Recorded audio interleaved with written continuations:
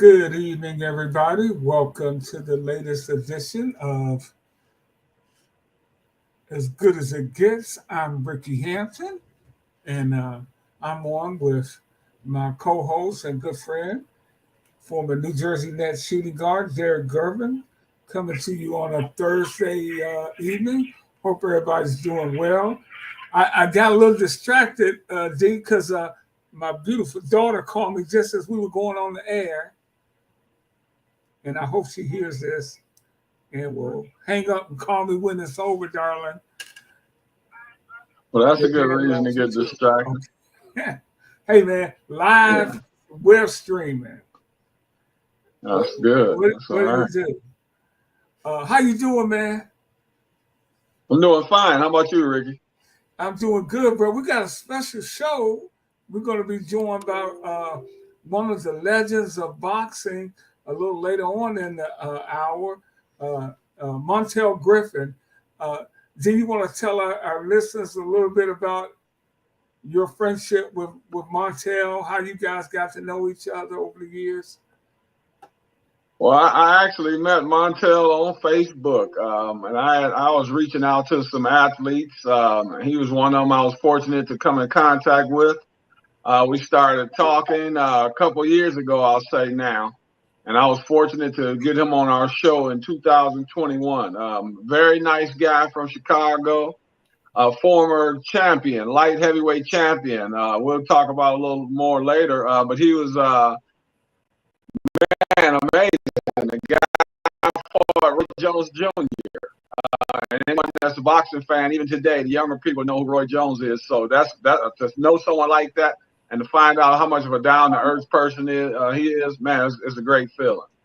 And man, to step in that ring, boy, you got to bring it. You can't take a night off. You stepping in the boxing ring.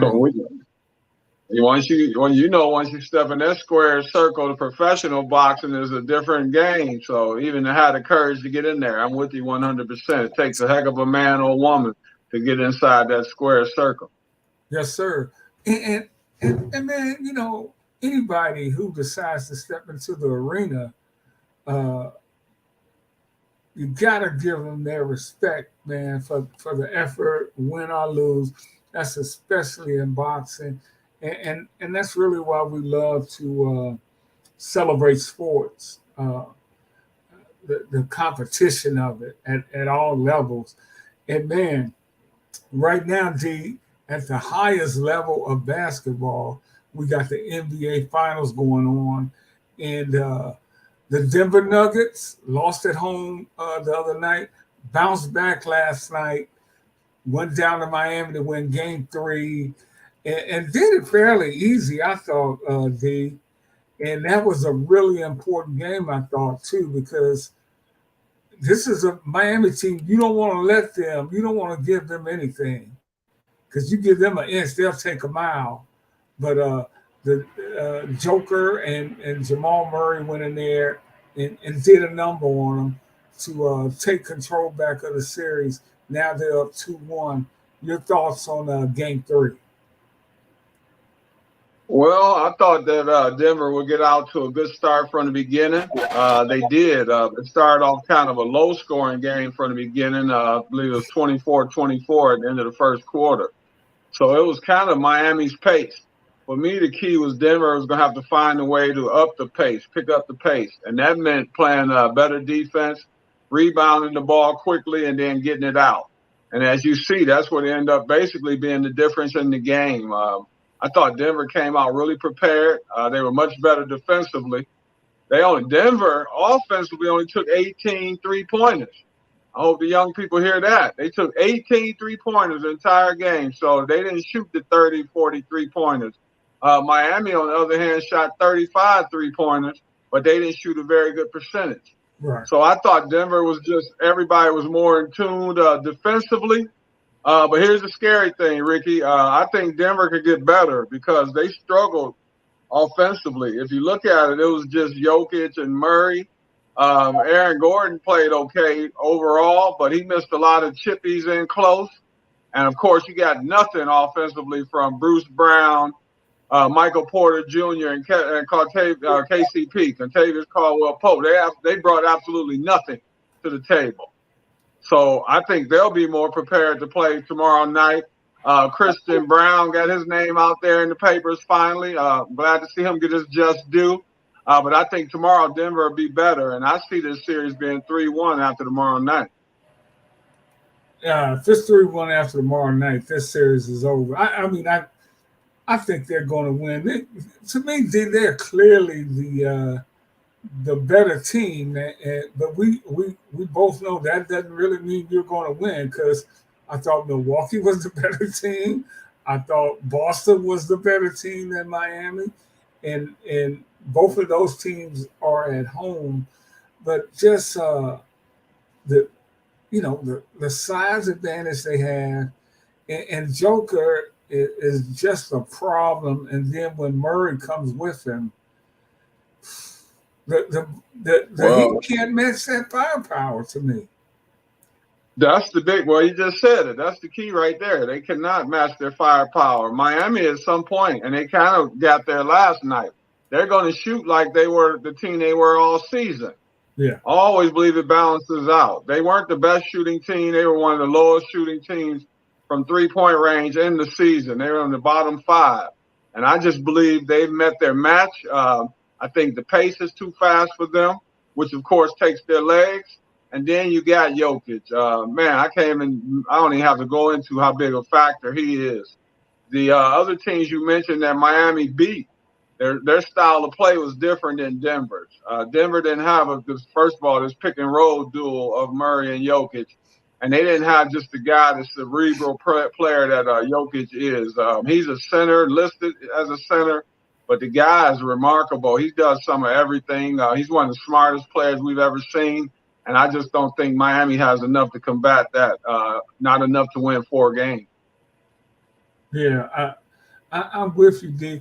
And you talked about they only shot 18 threes. Is there a certain number you look for NBA team shooting, or does it depend on the personnel you have? I guess if you got Steph and Clay in their prime, you want to shoot a lot of threes.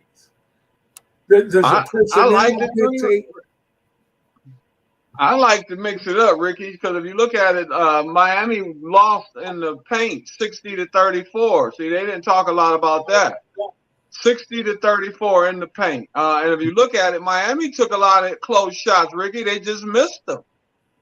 So in the playoffs, the 3 is not going to win for you. It can get you back in games, but I don't think that's going to be the deciding factor when you get later in the series and guys' legs get heavy. I think it's going to come back down to the team that executes the best, and usually that's the team that's going to the basket and creating scoring opportunities near the basket and getting free throws. And that's the team you're looking at Denver right now. They're a team that's okay outside from three-point range, but they were 5 from 18. But inside the 3, they were totally unstoppable. And that's what wins games when it gets down to these last games at the end of the season when guys are fatigued. And you know what? I want to welcome our viewers in from all over the world, watching on Facebook live stream. Shannon Salas checks in, says Joker and Murray are too tough, and indeed, Shannon has a question for you.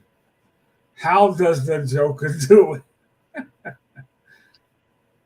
Hey, good evening, Shannon. Man, if I could tell you that, that's the $1 million question. The guy's amazing. If you look at the shots that he takes, for the average player, you would say those are bad shots, even though a lot of them are going to the basket. He shoots sidearm shots. I mean, he shoots over his head like Dirk Nowitzki. The guy is something I haven't seen before. I like to do what they call pump your brakes on some of these players today. But when it comes to him, in my mind, he's already set himself apart from a lot of the greats, and he continues to move up the charts. We haven't seen anything like it, a big man with his IQ. Wilt Chamberlain and Kareem and some of those guys were really smart. Bill Walton and several others, Bill Russell. But this guy is different because he's a different package. He's awkward, but his skill level, his ball handling, his shooting touch, everything is just phenomenal. And he's a guy, what makes it amazing is he has put all those attributes together. So it's something I haven't seen before. And Derek, you mentioned something the other night. His shot is so soft that you see how many times he shoots Ricky and it hits the rim and then it gets to bounce, the real soft touch, it hits the rim and then goes in. Yeah. He uses the whole entire rim. That is so true, D. And that's not a guy having a lucky night. That happens consistently with him. He consistently shoots that ball and it'll bounce around and go into the basket. And he was a 41st pick in the draft. Ricky, he's setting records. He's putting himself in rare air with Wilt Chamberlain and Kareem type records.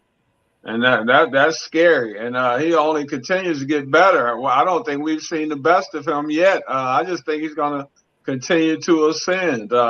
He looks like a guy that loves the game. He enjoys it, being around his teammates. He just seems to be a complete team player. And his skill set, he's still got some things he can improve on, believe it or not. This is our buddy Jared Wilder checking in. What's up, Jared?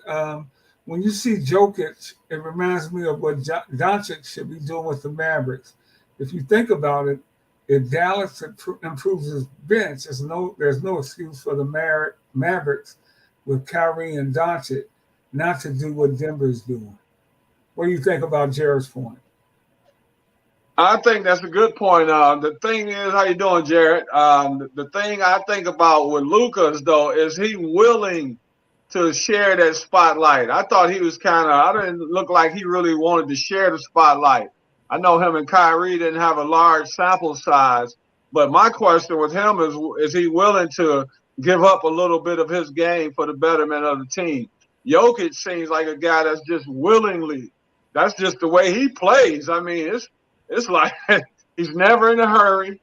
He's always looking over the floor, just seeing what's going on. And Luka has that ability. My only question is he willing to do that and kind of share some of that spotlight? He'll still get the notoriety. And I just hope he's mature enough to start understanding that. And I'm with you. Luka has that capability. So the thing is just seeing if he will follow through on it. And this is my beautiful daughter, Shellis Hampton, checking in. Shellis was a great baller back in her day as well, D. She used to shoot that three very well. She said Joker's lack of athleticism might be his best skill. Makes him impossible to guard because he's so crafty. You have no idea what he's going to do. And she's got a point there because he looks awkward and he looks like he's not athletic, but man, he's getting to where he needs to go. How you doing, Shelly? Man, I don't know. Sometimes I say he's not athletic like most people, and then he'll just pull out a move out of his bag, and I say that took athleticism because if you look at it, he's pretty good at contorting his body. He doesn't jump high, so maybe it makes him look not as athletic. But if you see, even when he's driving on guys like Gabe Vincent, who are the smaller guys, they have a lot of trouble getting all the way in front of him. And I think that comes from him being able to, maneuver his body. And I think that takes a little bit of athleticism. I think he's deceivingly athletic, yeah. I'll call it. Yeah. Hey, you played against Larry Bird. Would you say Larry Bird was athletic? And do you see any of Larry in the Joker? Larry was periodically would be when he needed to be, Ricky, like around the basket or something, when he playing against a guy that was a shot blocker and he have to throw it down quickly, something like that in his prime. So I wouldn't look at Larry as being athletic. For me, the reason I call the Joker to be 7 feet, Ricky, and you see some of the moves just like Bird around the back and all that.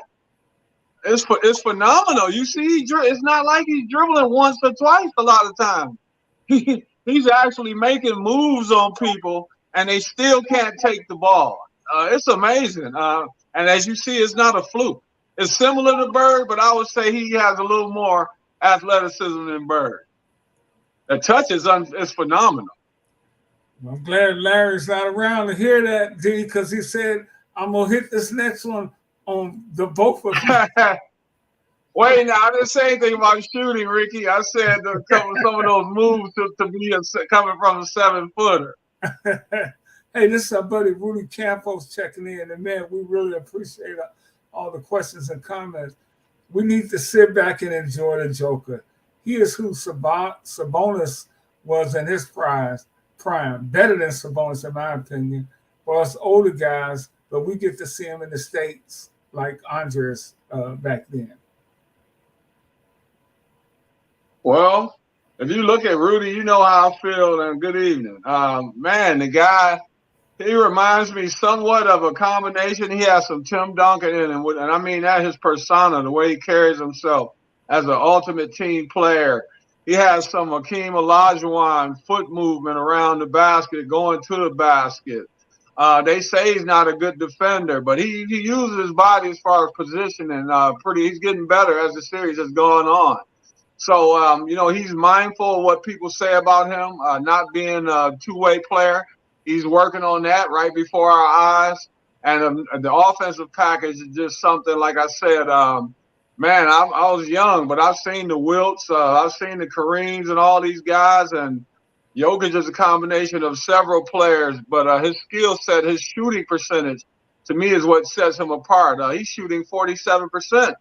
From 3-point range, I believe, in the playoffs, or maybe in this series, but he's shooting 47%, and that's just phenomenal.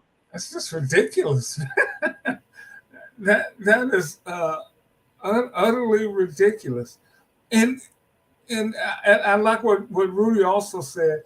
We need to sit back and enjoy the Joker. Rudy, that's exactly what I'm doing, man. I appreciate great basketball. Whether I'm cheering for that team or not. I was never a Celtic fan back in the day, man. But I had to give my props when they had those great teams with that great front line of Bird, Parrish, and McHale, or what they were able to accomplish. And really, do you see a changing of the guard in the NBA? LeBron, he only has a couple more years left. Chris Paul, you wonder about his future, and I want to ask you about Chris Paul. He it looks like he's on his way out in Phoenix.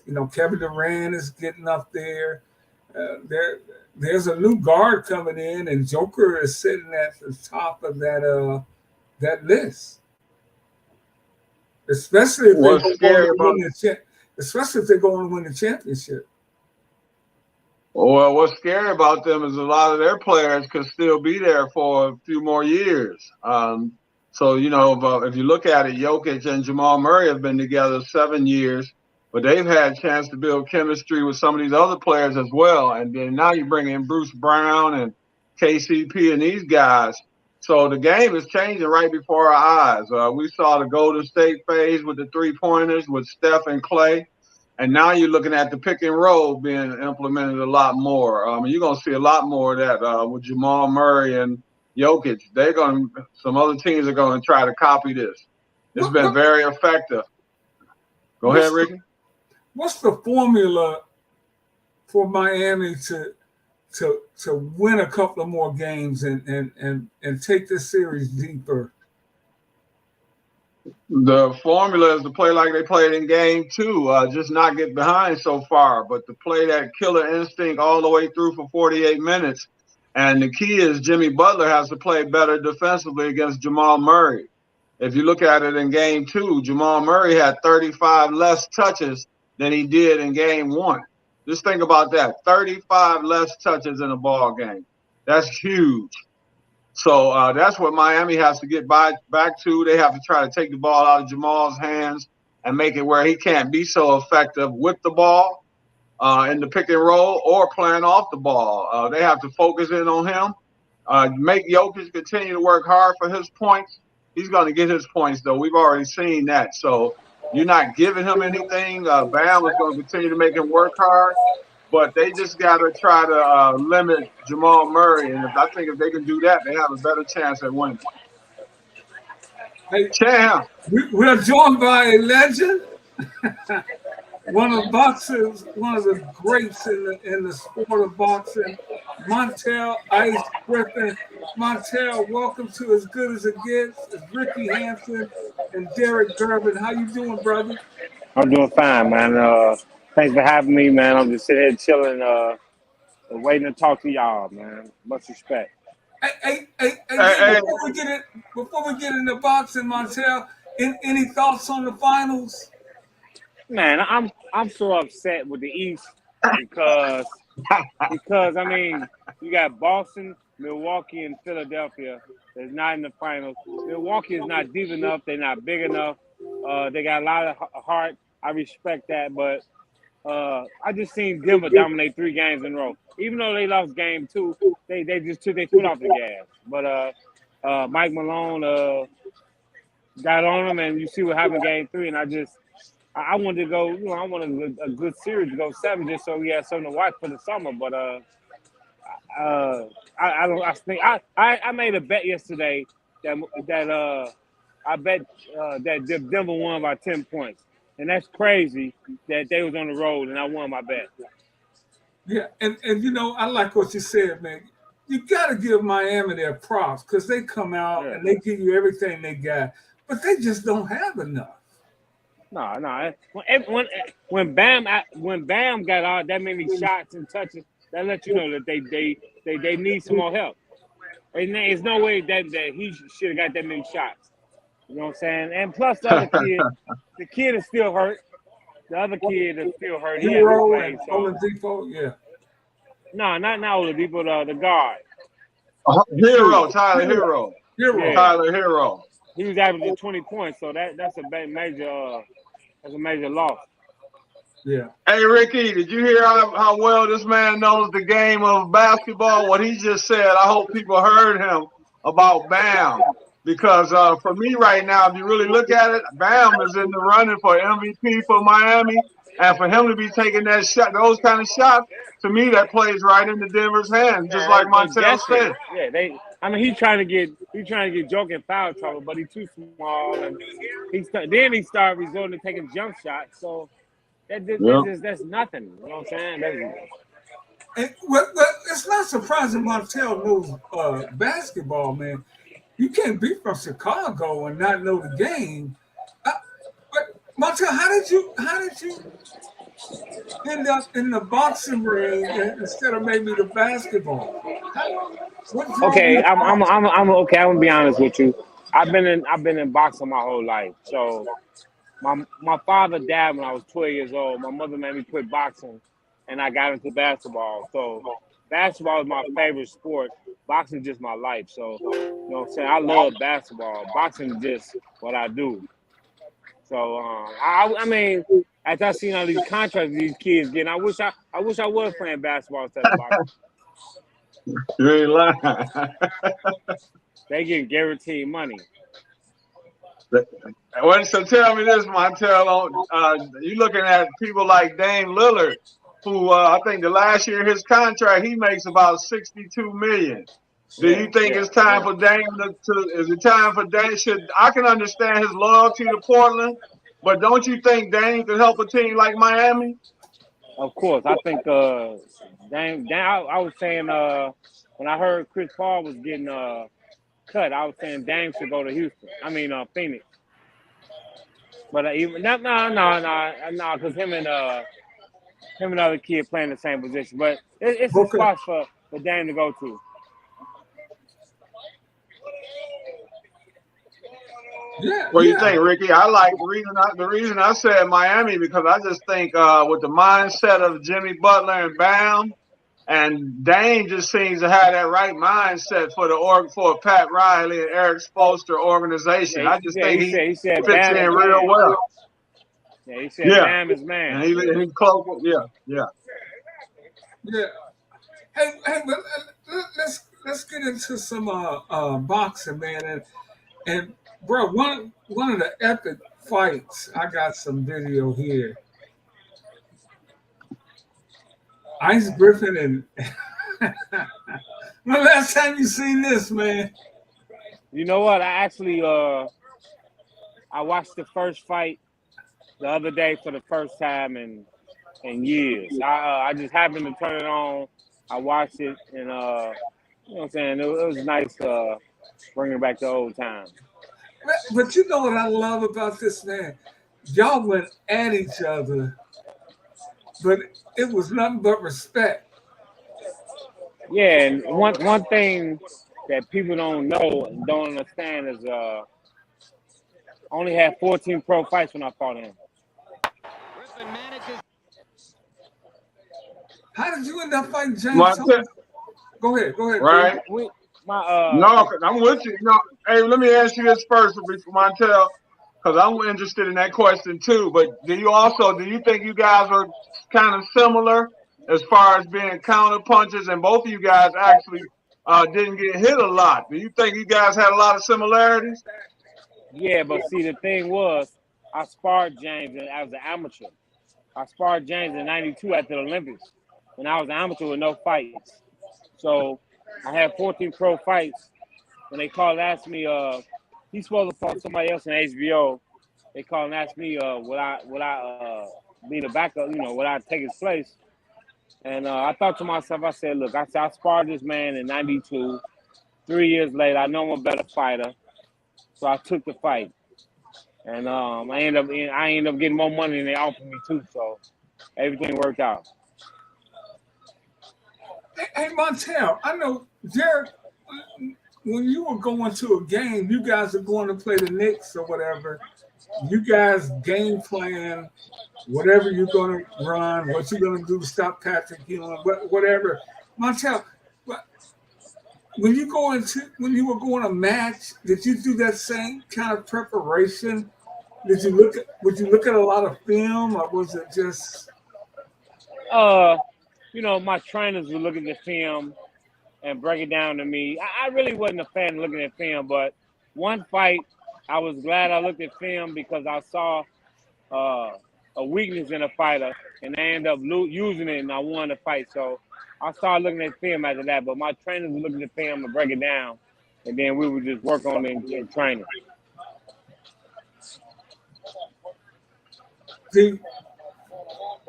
Montel, for the young people out there listening, how you had to be dedicated to your craft.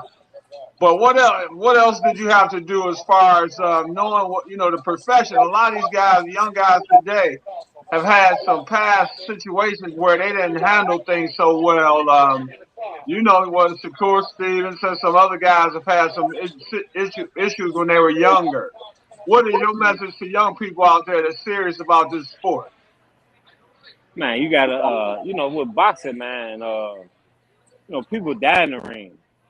So this is a whole different sport, man. So it's like, man, I tell everybody, man, you gotta take this serious, man. You gotta stay in shape. You gotta take care of your body, man. And it's even things that I didn't do right when I was fighting that, what I'm saying, I learned about and I'm passing on to these youngsters now. We're talking with former WBC light heavyweight champion Montel Griffin here on As Good as It Gets. Man, you had some epic fights. You had the two fights with Roy Jones, and he ends up getting disqualified, hitting you while you were down. And even after that fight, you guys hugged and embraced. It seems like you had Roy frustrated in that fight. Yeah, I was winning the fight. I was winning the fight. Maybe Yeah, the when you scorecard. watch it, I got some of this. He is frustrated, man. Yeah, he was frustrated. I was winning one scorecard, and he was winning one scorecard. Well, he was winning two scorecards, but if they wouldn't count the knockdown, that he didn't knock me down. I got leg whipped, and I failed. He didn't knock me down. He even knew he didn't hurt me. He got credit for a knockdown, so I ended up losing on two scorecards, but I was winning the fight. And he got frustrated, and he did what he did, man. Was he the best fighter you fought? Yeah. I mean, with God-given skills, James Toney probably was a little more technical than Roy, but Roy's God-given ability, his speed, put him on another level. Montel, what boxers out there that you kind of pattern your game at? Because if I look at you, you had some Smoking Joe in you, and you had the long jab like a Dwight Muhammad Qawi. Who did you pattern your fight game after? Man, Muhammad Ali was my idol, man.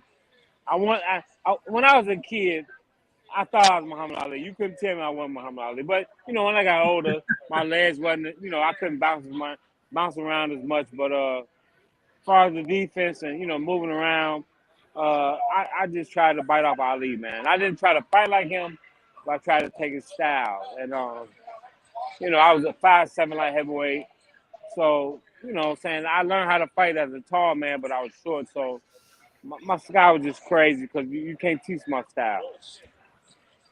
Yeah. Is there anybody out there that's fighting today that you see some of yourself in? Not off the top of my head. That's a good question. I never even thought about that. But my brothers always tease me and say me and Bones Island fought alike. But I can't really say no guys. Like I said, you can't really teach my style because I learned how to fight as a kid. So I was, trying to copy Ali, but I was 5'7", so it looked kind of crazy. But I was a small guy that outboxed tall guys, and I had a good jab because I was left-handed. So things just worked out for me. But I don't think it's no blueprint for my style. What about Big Jared Anderson? I was watching him the other night. He kind of nice and slick. He kind of nice and slick for a heavyweight, but I can't punch, so what I'm saying. I couldn't punch like that, so I wouldn't mention. Don't you wait? Now I gotta say something on that. Don't you think if you really couldn't punch, how do you keep a guy like a James Toney or a Roy Jones off you if you don't have punch? You must have had deceiving power. Technique and skills. It was technique and skills.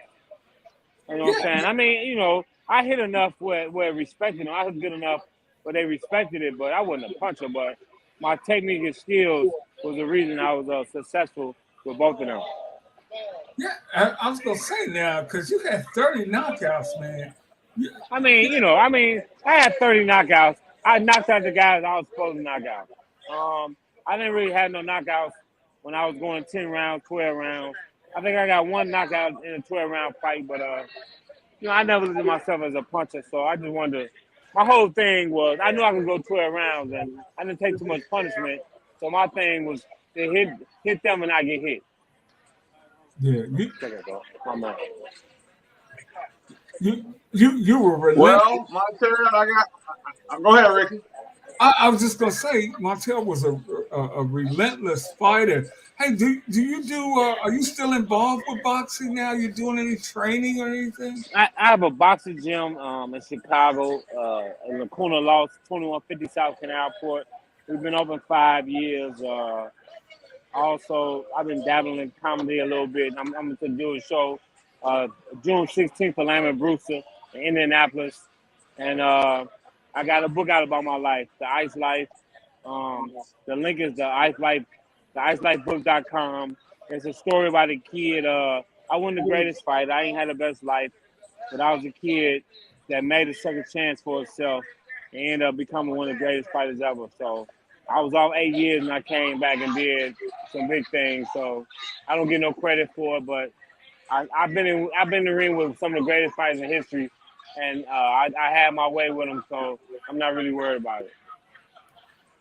Oh man, we got you. We will definitely help you get the word out about the book, The Ice Life, Montel Griffin. Yeah, The Ice Life is the name of my book, and the link is theicelifebook.com. That's how you can order the book. Montel, who were the guys that were close to you as you were a fighter? I know sometimes fighters don't have a really close relationship because sometimes they might be in the same division and they know they got to go against each other. Did you have any guys that you were really close to when you were coming up in your career? No, Donnell Nicholson, Chris Bird, Vernon Forrest, Shannon Briggs, all those guys. My guy, I had a lot of boxing friends, but yeah, I ain't had too many at light heavyweight. But yeah, I had a lot of friends in boxing. Yeah. Man, I used to cover Chris Bird out of Flint. Okay, yeah, that was my man. Great family, and Yep. Joe they let me Bird. train. Yeah, Yeah. Joe Bird and Tracy and Laura Bird and Pat Bird and everybody, Joe and Chris. Those are all my guys. Tim Bird. They let me train at their house. They opened their house up to me for the Olympic trials, and I trained there. And I have much respect for that family. Wow. That is. Hey, Ricky, Chris Bird is like, isn't he like a middleweight now, Montel? Yeah, it was on my man. Yeah, he was a middleweight, won a heavyweight title, A heavyweight and champion. Wow. the heavyweight champion, and probably walking around at 160 again. Yeah, but 160 pounds. It's amazing. And he looks Yeah. good. It's amazing. Wait a minute, Chris is still fighting? No. No, but he lost a lot of weight. Ricky, he's that. Yeah, he's lost a lot of weight. He looks really good. He's like 160 pounds, and he was fighting at heavyweight over 200 pounds. Yeah. I hadn't seen Chris. Chris was he was a lefty, and he was hard to hit. You know, he was a very crafty fighter. Great defense. Yeah. Absolutely. Montel, what would you tell a youngster that wanted to pursue the sweet science and make it his or her profession? Like I said, the first thing every fighter, every youngster should know is how hard it is, how dedicated you have to be. There's no games. There's no line in boxing. A kid can come to the gym and say he's been running every day. He get in the ring, the truth is gonna come out. There's no line in boxing. You gotta take it serious. Like I said, guys die in the ring, and you know what I'm saying. I respect the game, and you got ain't no playing with boxing. There's no line in boxing. The truth is gonna no line. The truth gonna come out. While you on that subject of taking it, giving 100% effort, I got to bring up the fight of maybe the last 20, 30 years, maybe. I'm a big Errol Spence fan. What do you think about this fight that's coming up on July 29th that's being talked about, that's finally signed, sealed, and delivered? Man, I'm so happy, man. I got my ticket. The week that the fight was signed, I got my ticket to go out to Vegas. I'm looking forward to this fight. It's going to be the best fight in the last 40 years. We got two guys at the apex of their prime. Bud Crawford, great fighter, counter puncher, switch up from righty to southpaw. Errol Spence, right-hand guy, probably walk around by 180, 190 to make 147. And all he do is, he's not a one-punch knockout guy. He beats you up. And I just want to see how this fight gonna play out. You know what I'm saying? The strategies. What is Derrick James gonna do? What is Bomac gonna do? But it's the two of the greatest fighters in boxing right now. Hey, Montel, you said something a minute ago, man. I thought when you talked about there's no line in boxing, clearly you have to have the skill and the athleticism, but how important is the heart and the determination?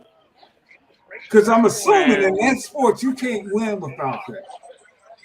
Man, I'm gonna put you like this. I boxed for 18 years, but you got to be crazy on the box. It's the hardest shit I ever did in my life. Just losing 20 pounds or going to the gym, sparring 3-4 different fresh sparring partners every day, getting up 5, 6 in the morning, running 4-5 miles. This goes on for 2 months at a time.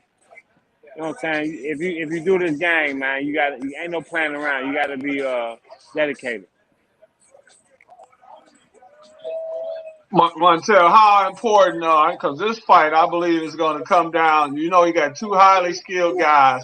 And as you know, I believe you think just like me, it's really a 50-50 fight. I'm an Errol fan, but we don't know how this fight is going to play out. But we know it's going to be a dog fight. But when it comes to getting into the trenches later down the stretch, how important is it? Who would you get a slight advantage if you were to factor in training? Well, I'm gonna say this. Earl is a bigger man, but it's hard to make 147. It was rumored that he was gonna go up and fight Keith Thurman, so I know he's probably having problems making weight. So all I gotta say, and I'm not gonna make no excuses. All I want to say is I hope his body allows him to fight one more fight at 147 at 100%, so we'll see a great fight. Uh, he's been through a horrific crash. He's had eye damage, retina. So and the man hasn't taken no tune-up bouts. He's fighting. He's been off a year fighting. Been off a year, come back and fight, and he's been off a year again, almost a year again. So I just hope his body can deal with that 147 again, because he's a huge man, and I'm not making no excuses. But if he's 100% and Bud is at 100%, there's gonna be a chess match, speed against skill and size. But Earl got skill too. It's gonna be a great fight. Earl's a great counter. I mean, Bud's a great counter puncher. Earl can't go too big and leave himself open because he kind of slacked off against Ugas. He can't do that against Bud Crawford. So he can't make no mistakes. And same thing go for Bud. Bud is strong, and I know Bud got a lot of confidence in himself, but I don't think Bud should try to fight with Earl early because he's a bigger man. I think the longer the fight goes, it favors Earl Spence because of the size difference. Can you see this fight going down to because I know Bud can go southpaw or orthodox, but I'm sure you paid attention. I don't think Bud is as effective as he is now. Now he's not as effective in the orthodox stance as he used to be a few years ago. Can you see this fight coming down to Bud fighting mostly southpaw? Well, you know what? The thing about it is, I've seen a few fighters kind of get up with Bud when he's fighting right-handed. When he turns southpaw, and he changes the fight. But people gotta understand, Earl Spence is a southpaw, so him changing southpaw won't be the same. Like, you know what I'm saying? Earl has, Ugas is southpaw. You know what I'm saying? He's been against southpaw. It won't hurt Earl as much. Yeah, it's not gonna hurt Earl at all. So it's going. That's another part that's gonna be big with the game plan. Hey, Montel, why is that an issue sometimes when guys are saying, "Oh, he's gonna go southpaw"? You gotta understand that's the whole. Even though that you can spar southpaw all through camp, he's gonna be a little bit different from the southpaw that get in the ring with you, and you're gonna still have a problem with it. You still might be uncomfortable. So it's just about boxing, man. Southpaws, no matter what, they're a little difficult, man. They change, they put a little difficulty in a fight. But that's for a right-handed fighter. Earl is a southpaw too, so I don't think it would be that difficult. And you gotta Bud 36 now, he getting up in age. Earl, outgrowing welterweight. So I'm just hoping both these guys come in at 100%. Hey, I worry sometimes for. I'm sorry, Ricky. Go ahead. No, go ahead, D. Go ahead. I worry about Earl sometime, Montel, when he comes throwing his combinations. When he's going to the body, sometimes he lunges in. Does that make him kind of susceptible for maybe? Yeah, I worry about Bud's right hook. Yeah, he left himself open for Ugas, and I've seen a few fights that he left himself open, but I guess he never really cared about the fighter's punching power. But like I said, with Bud, he won't be able to make them mistakes. So you say backing out straight, and all that stuff could hurt him in this fight. Backing out, pulling out, and going too big, missing.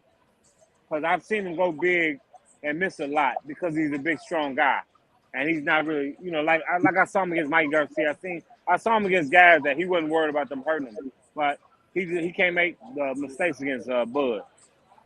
Hey, Montel, and we won't keep you much longer, man. But the business of boxing over the years, It's we terrible. well, has it always been terrible? You know, we back in the day when you fought John King was one of the movers and shakers, Bob Aaron, and all those guys. We Man. got a new generation of promoters now. Are you still following it that close where you can see a change for the Of better course, or for the worse in the because business? you know why?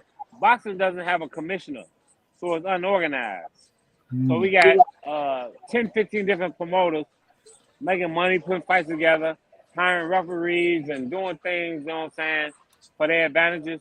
When the government needs to step in, take over, we have one commissioner and let everybody have rules and uh, it's pensions. That's the number one word.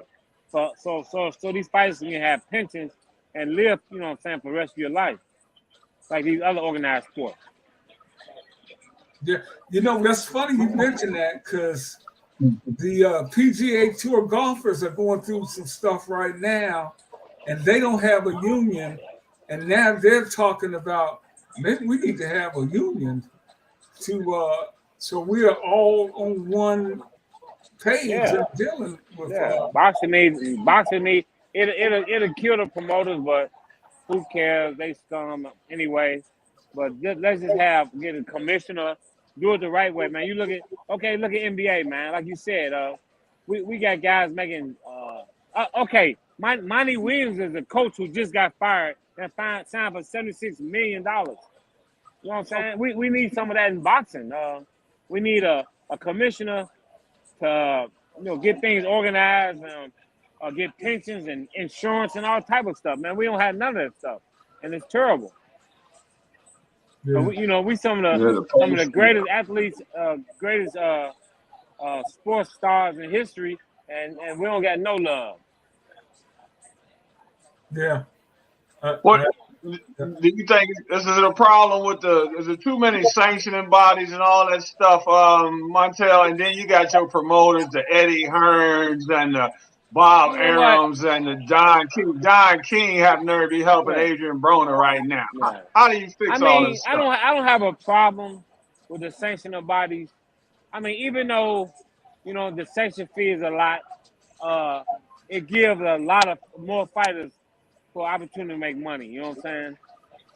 If you only have one belt, one champion, nobody will make money. You know what I'm saying? So the sanction bodies give, I mean, the small belts, but I don't have a problem with the three world titles, IBF, WBA, and WBC.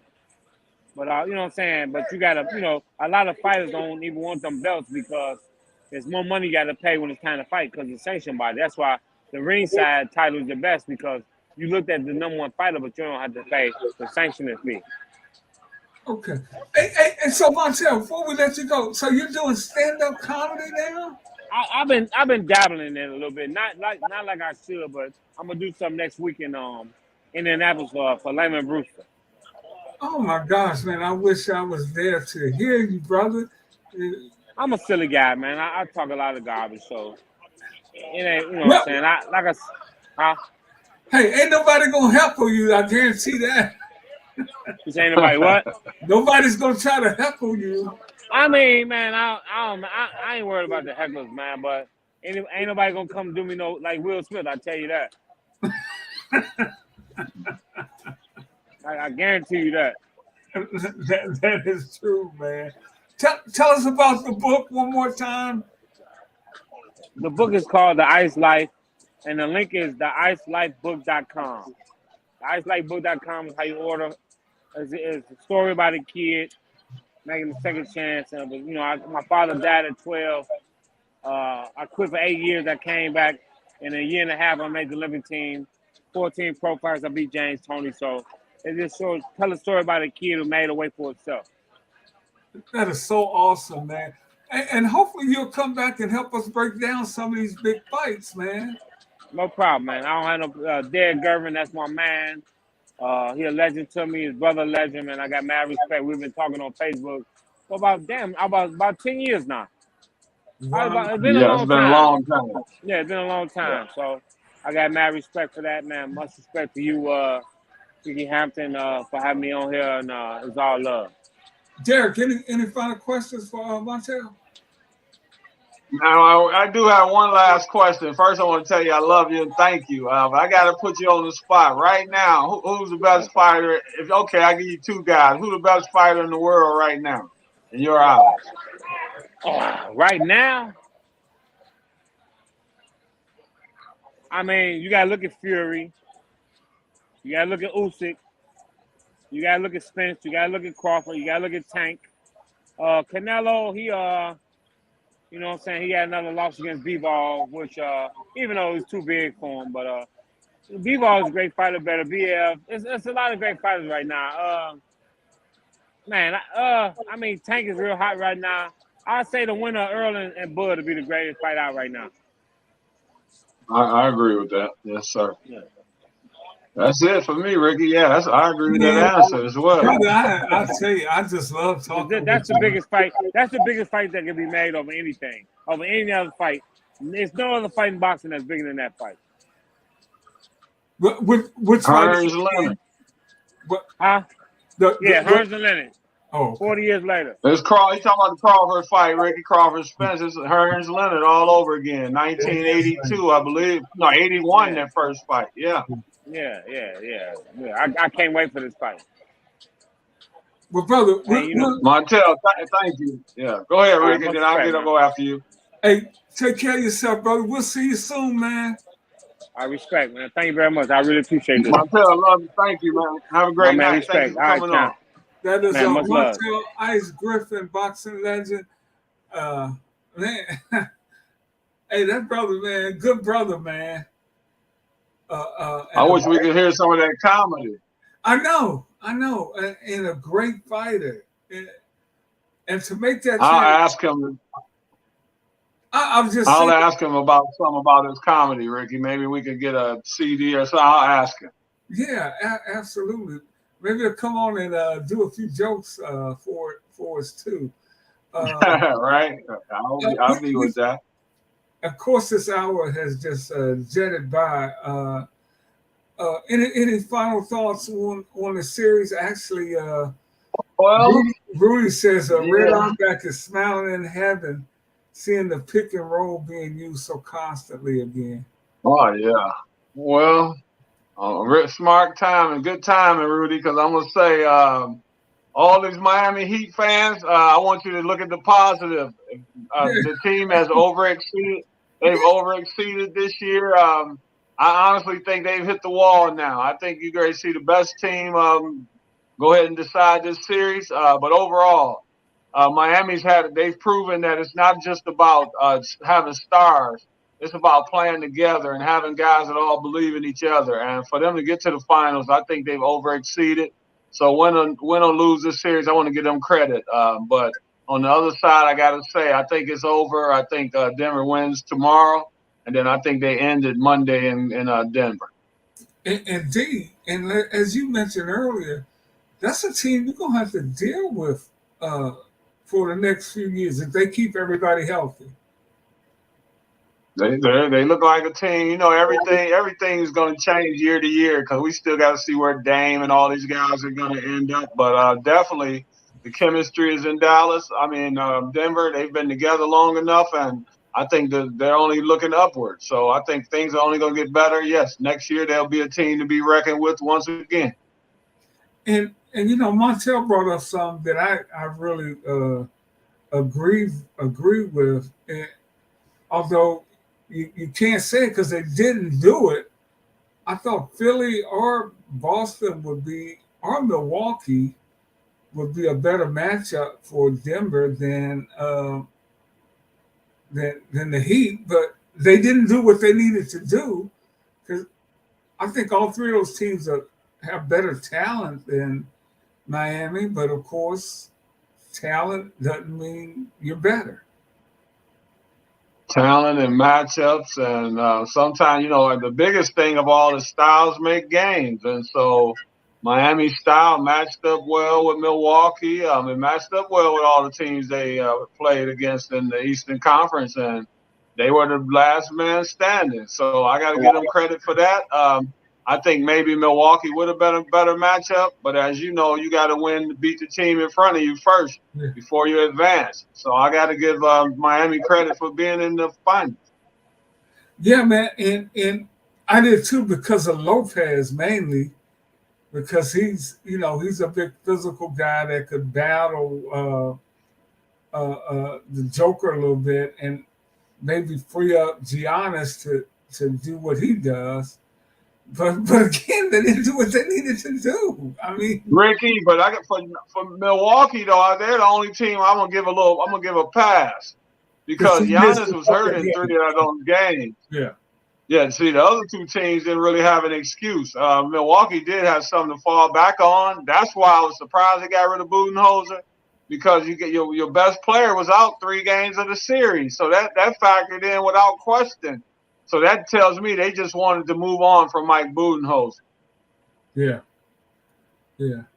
Ralph Riddle, what's up, Ralph? Checking in. He says Montel's funny and he'll beat your butt too. Yeah. Yeah. Hey, Ralph. Yes, he would.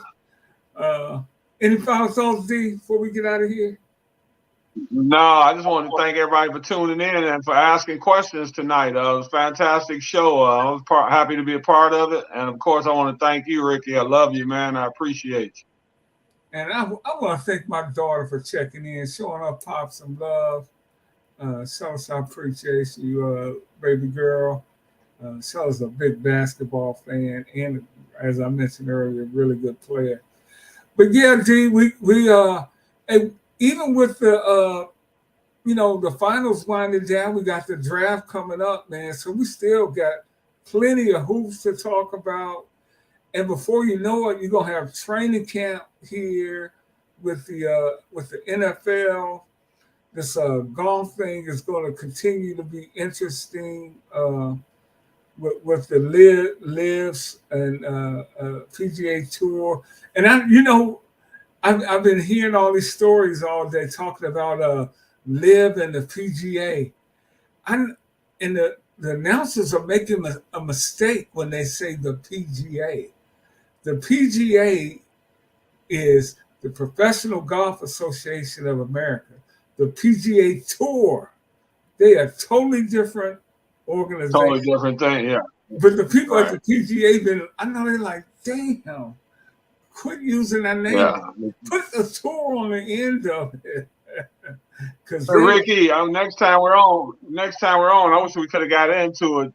So I could have asked you about the Live and DP Sports, I believe it is, and the PGA. Yeah, the PGA Tour.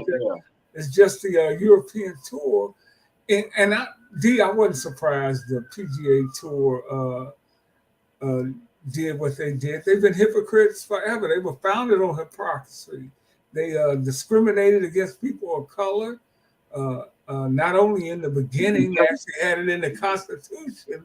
The game was. And didn't Tiger turn down $800 million or something? Yeah, and Tiger turned down, and Roy McIlroy turned out a lot of money. I don't know how they're going to make this work, but hey, everybody's rich and everybody's going to get even richer. So, man, I'm trying to get enough money to pay my green fee tomorrow when I go play. So I ain't worried about them cats. But the PGA Tour, it was built on hypocrisy, D. They held tournaments. They're talking about the human rights violations of the Saudis, and they did it on another level with their racism from the very beginning. This shirt I have on, Ted Rose Golf Course in Nashville, Tennessee. Mm-hmm. Ted Rose would have been Tiger Woods 60 years ago, but he didn't get a chance to play because he was black. So wow, I don't feel sorry for the PGA Tour one bit. But anyway, you get me.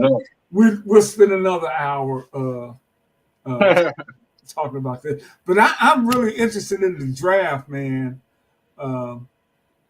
besides, because, you know, there are going to be some great players. There always are outstanding players that come out of the draft that maybe we didn't think would be. I mean, look no further than the Joker. So I'm hoping my there's some guys can find somebody. Well, they're only talking about 3 guys mainly, but there's some guys out there that for sure are going to be steals. So we'll talk about that in the next show. But yeah, there's some guys that, like every year, there's some unheralded players that will become household names, and that's the exciting part. That's what I love so much about the game. Right, absolutely. Well, for Derrick Gervin, I'm Rick Hampton. We'll see you next week. Peace, everybody. Everybody have a good night.